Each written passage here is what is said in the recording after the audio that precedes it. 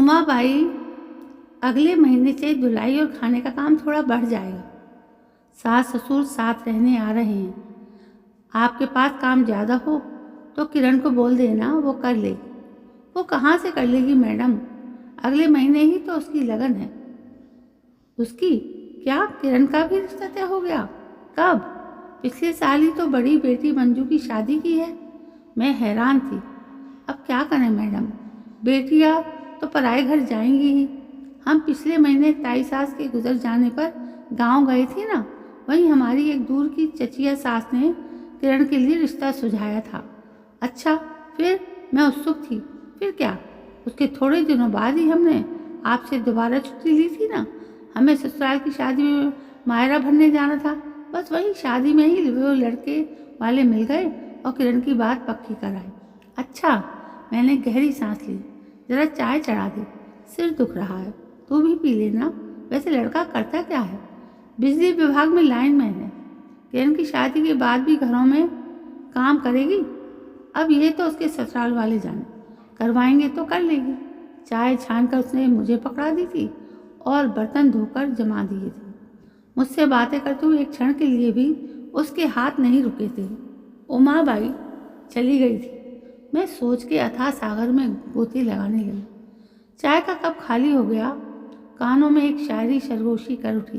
कौन कहता है कि दर्द सिर्फ दवा से होता है? लगा दे मरहम कोई चाय का तो भी सुकून आ जाता है। झूठ, सरासर झूठ। मेरा तो सिरदर्द और बढ़ गया है।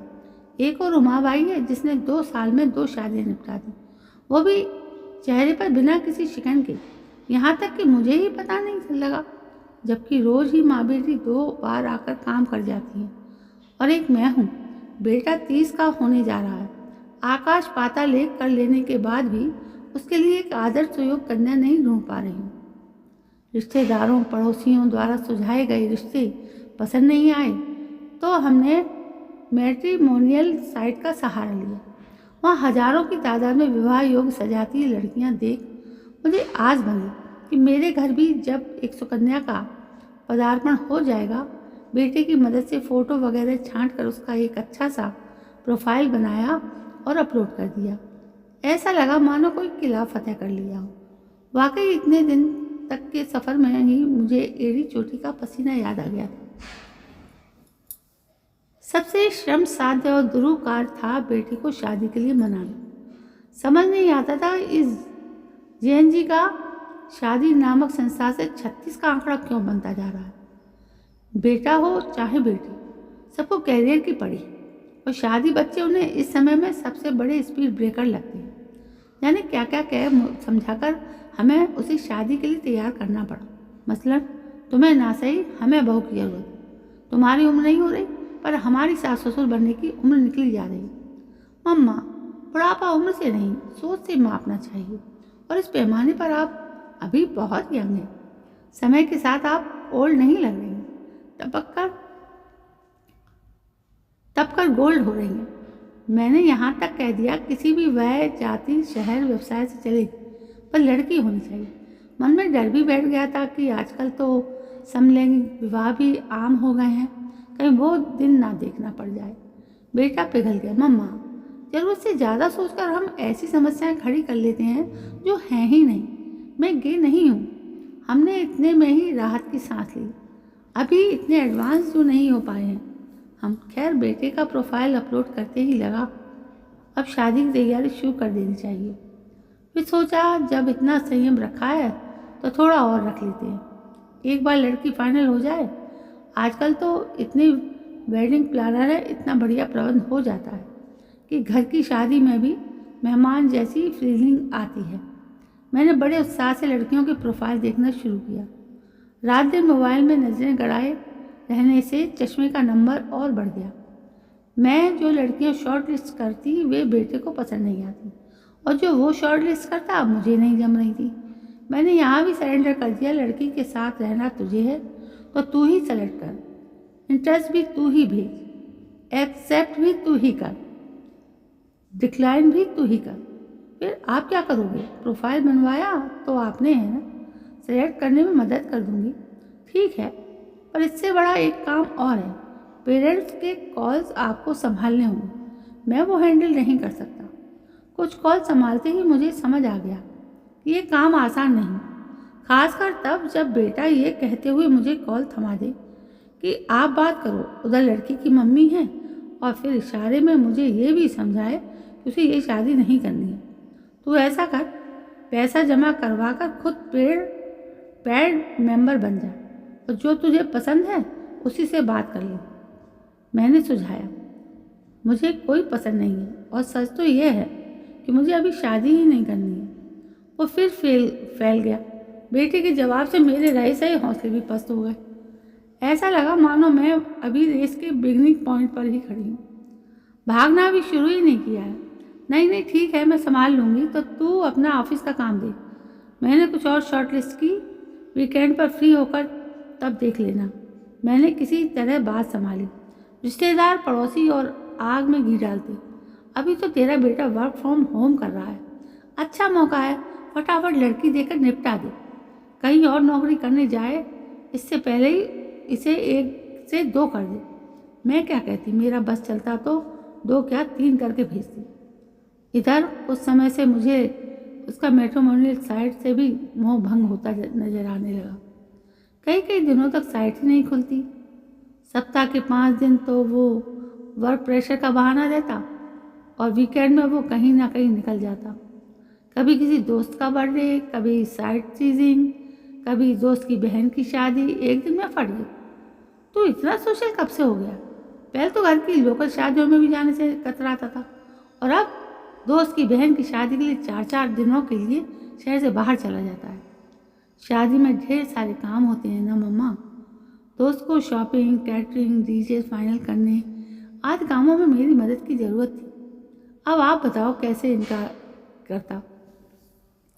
अरे हाँ, बताना ही भूल गया, परसों उसके यहाँ सत्यनारायण की कथा है। आप दोनों को भी बुलाया है। भी से क्या मतलब? तू भी पूजा अटेंड करेगा? मम्मा, पंडित वगैरह की ऑनलाइन बुकिंग हम दोस्तों ने ही करवाई है। पूजा का सामान, प्रसाद वगैरह भी ऑनलाइन ऑर्डर कर दिया है। अब वो तो अपने मम्मी पापा के साथ पूजा में बैठ जाएगा। ऊपर की सारी व्यवस्थाएं तो हम दोस्तों को ही देखनी होंगी ना। मैं हैरत से उसे घूर कर देखने लगी तो वो बोल उठा, उसके मम्मी पापा की तबीयत ठीक नहीं रहती, घबरा रही थी, तो हम लोगों ने बोला कि हम मैनेज कर देंगे। इम्पैक्ट हम जैन जी ने एक ग्रुप बना लिया है। हर वीकेंड हम मिलते हैं, बातचीत करते हैं, अपनी अपनी समस्याएं शेयर करते हैं, मौज मस्ती भी करते हैं। एक से दूसरा, दूसरे से तीसरा, इस तरह से हर सप्ताह नए नए लोगों से जुड़ना हो रहा है। अच्छा लग रहा है। ऑफलाइन लोगों से मिलना, विशेषतः अपनी रुचि वाले लोगों से जुड़ना, मेरे लिए उसमें ये परिवर्तन आश्चर्यजनक पर सुखद था। पूजा वाले दिन रजत तो मदद के नाम पर पहले ही दोस्तों के घर चला गया था। हम पहुँचे तो पाया युवा जनरेशन ने ही सारी व्यवस्थाओं का मोर्चा संभाल रखा था। एक लड़की तुरंत मेरी मदद के लिए आई। आप नीचे नहीं बैठ सकती हैं तो इधर कुर्सी पर आ जाइए। मैंने नजरें दौड़ाई तो रजत अपने दोस्तों के साथ पानी, प्रसाद आदि की व्यवस्था करवाता नजर आ रहा था। मैं कुर्सी पर बैठ गई, दूसरी महिलाओं से बतियाने लगी। सबकी अपनी अपनी कथाएं चल रही थी। हाँ, आरती तक माहौल धार्मिक और सौहार्दपूर्ण हो गया था। वहीं लड़की उन महिलाओं के लिए पानी और दवा ले आई। मेरी बेटी है जूही, मेरी बीपी की दवा का यही ध्यान रखती है। लकी हैं आप, वरना आज की पीढ़ी तो मोबाइल से आंखें ही नहीं उठाती। उनके खाने पीने का हमें याद दिलाना पड़ता है। बहन, बच्चे अब ऐप स्वाइप से थक चुके हैं। डिजिटल बातचीत सतही होती है। आज के युवा गहराई की तलाश में है। उन्हें वास्तविक भावनात्मक रूप से जुड़े रिश्ते लुभाने लगे हैं। अब वे आभासी नहीं, वास्तविक दुनिया से जुड़ने की कोशिश कर रहे हैं। इसलिए ऑफलाइन अनुभवों को बढ़ावा देने वाले इवेंट्स इनमें लोकप्रिय हो रहे हैं। सोशल मीडिया पर एक्टिव होने के बावजूद लोग खुद को अकेला महसूस कर रहे हैं। असल दुनिया में कनेक्शन बनाने के लिए भले ही समय और प्रयास की ज़रूरत होती है, पर इससे बने रिश्तों में संतुष्टि मिलती है। रिश्तों की कोई फसलें तो होती नहीं हैं कि पकी और काट ली। रिश्तों के तो वट वृक्ष होते हैं जो वर्षों की मेहनत के बाद गहरी छाया और गहरी जड़ों के समान मजबूत बनते हैं। मैं गई तो सत्यनारायण की कथा सुननी थी, पर अद्भुत ज्ञान सहेज कर लौटी। घर लौटकर दूध वाले का हिसाब करने के लिए कैलेंडर लेकर बैठी तो ख्याल आया अगले महीने तो बेटे रजत का बर्थडे है। मन पुलकने के साथ ही एकदम हताश भी हो उठा। 30 का हो जाएगा और अभी तक शादी क्या लड़की का अता पता तक नहीं। हिसाब खत्म ही किया था कि रजत भी लौट आया। सब समेटने में थोड़ा वक्त लग गया। कैसा लगा आपको कार्यक्रम? मेरी तंद्रा भंग हुई। अच्छा था। अब तेरे बर्थडे पर क्या प्रोग्राम है? दोस्तों के साथ होटल में डिनर या कोई ट्रिप प्लान कर रही हो? सोच रहा हूँ घर पर ही एक गेट टुगेदर रख ले, नज़दीकी रिश्तेदार और थोड़े दोस्त लोग। आपको कुछ नहीं करना होगा, हम फ्रेंड सब इंतज़ाम कर लेंगे। आज देखा तो था आपने, वाह, हमें तो बहुत अच्छा लगेगा। यदि ऐसा हो जाए तो मैं अपने कुछ पड़ोसियों को भी बुला लूँ। कब से घर पर ऐसा कुछ आयोजन नहीं हुआ है। मैं सब कुछ भुला उत्साहित हो उठी। हाँ हाँ मम्मा, ये भी कोई पूछने की बात है। मैं घर को सजाने संवारने में जुट गई थी। घर का खाना तो किसी क्लाइंट किचन से बनकर आना था। सबसे मिलने बतियाने की खुशी से ही मन में उमंगें उठ रही थी। पार्टी वाले दिन रजत के दोस्तों ने न केवल सारी व्यवस्थाएं संभाली, वरन गेम्स, नाच गाने आज से पार्टी में समा बांध दिया। जूही आकर मुझसे मिली तो मेरे मुंह से निकल गया, अरे पहले पता होता तुम आ रही हो तो तुम्हारी मम्मी को भी इनवाइट कर लेती। उस दिन उससे बहुत सारी बातें हुई। कोई बात नहीं आंटी, आप घर आ जाइए। हम ये मिलने मिलाने का सिलसिला जारी रखना चाहते हैं। कुछ दिनों बाद माँ का बर्थडे है, तब मैं आपको भी इनवाइट करूँगी। पार्टी के बाद मैंने रजत से जूही के साथ हुई बातें शेयर की। फिर उसने संशय का निवारण भी करना चाहा। क्या तुम दोनों में दोस्ती से ज़्यादा कुछ है? आपसे झूठ नहीं बोल सकता मम्मा। आपकी मेरी शादी की चिंता भी समझता हूँ, पर अभी ऐसा कुछ नहीं है। सब फैसले हमारे नहीं होते ना, कुछ फैसले वक्त के भी होते।